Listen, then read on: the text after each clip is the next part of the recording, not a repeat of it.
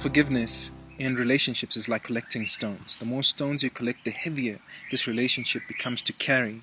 And what ends up happening over time is that you start losing respect for each other, trust, peace, joy, and ultimately love. You fall out of love with each other.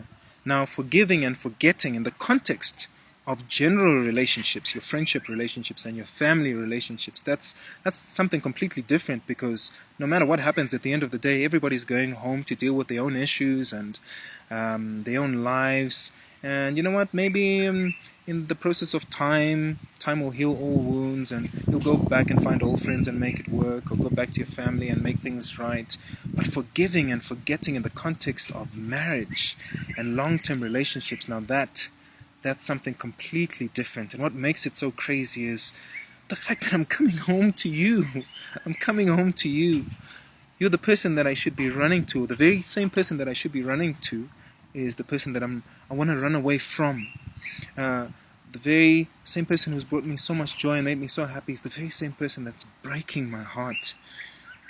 And what happens in so many of these circumstances is that either the wife or the husband feel trapped now in a long-term situation that they feel that they can't get out of, because now they have children, or now their families are united, or now their church, because of their church responsibilities, they feel trapped in this long-term situation. They can't get out, and so they live out the rest of their marriage bitter and angry and resentful, and just wanting to escape and looking for love in different places and all the wrong places. And so how do you forgive? If that husband or that wife wanted to be happy and they wanted this relationship to work, how do you forgive when it's so hard to forget? How do you forgive when it's so hard to forget? And it brought me through this thought, is that first and foremost, it needs to be a decision. And this is why that's so important, is because most often times when there's been some kind of heartbreak scenario, somebody's cheated, somebody's lied, friends and family will rush to the situation to keep you together and tell you to believe and tell you to have faith and tell you to make it work and to hold on and to trust God, without giving you the time that's needed to heal and the time that's needed for you to come to the decision to stay and to make it work. Now, just because you haven't come to the decision doesn't mean the marriage is over. You can still go home and ask for time. And that's what family members need to know, and that's what you need to tell church members as well, is that I need time to come to the decision to get over this, and to come to the decision to stay and to make this work. Now, it's important that you make the decision, because in times of conflict, you need to be able to reference this decision that you made and why you made the decision, why it's important to you. So the very first thing is that it needs to be a decision that you make, and you need to take the time out to make that decision. However long it takes you, you must make that decision, so that you have the opportunity, if you want to leave, to leave. And we'll talk about that a little later on. But if you're deciding to stay, the first thing that you need to know is that it needs to be a decision that you make. Second thing is that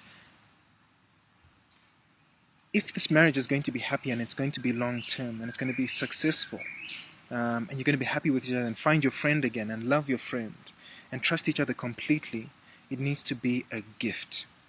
It needs to be a gift that you give. Listen to me when I say this. It has to be a gift, because there is nothing that person could possibly do to restore the previous trust, to restore the previous respect. There's nothing they could possibly do. So making people jump through hoops and checking their phone and checking their emails and checking their laptop is only imprisoning someone, is only imprisoning your spouse.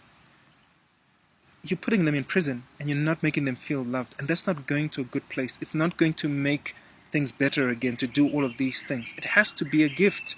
It's a gift that you give them. That's the second thing. It's a decision that you make, and it's a gift that you give them. The very third thing is that it has to be unconditional. And what I mean by this is that it has to come with all of the perks of love. So you trust them unconditionally. You trust them, you respect them unconditionally. You love them unconditionally. That means you're not withholding things or using sex as a weapon. For example, I'm not going to give you this sex until you make things right in 60 days, or until you buy me this thing, or jump through all of these hoops to earn it again. It doesn't work that way. It has to be unconditional. if you're choosing to forgive them, that's what I'm talking about, and you want it to work, please listen to me, guys. So many other methods have been tried so many times before, whether it's been in a church context, it's been in another context, and it never produces the happiness it's supposed to, or the joy that it's supposed to, or the love that it's supposed to, because couples have made it conditional. If you make it conditional, you're entrapping somebody else. You're exchanging one form of frustration for another, one form of unhappiness for another, and that's not going to result in you having a really great marriage. So I don't have all of the time, but I'm going to recap very quickly. 1, it must be a decision that you make. 2, it needs to be a gift that you give them. 3, it needs to be unconditional.